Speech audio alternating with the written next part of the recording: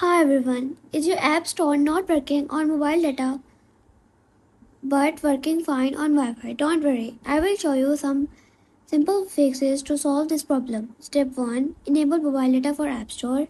First, go to Settings, Mobile Data, scroll down and make sure App Store is turned on. If it's off, the App Store won't work on mobile data. Step 2. Check App Store settings. Now go to Settings,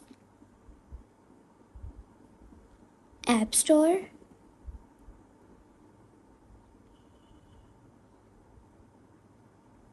enable automatic downloads. Step 3. Turn off low data mode. Go to Settings, Mobile Data, Mobile Data option. Make sure low data mode is turned off as it can limit app downloads. Step 4. Restart your iPhone. Restart your iPhone. This refreshes network settings and fixes temporary issues.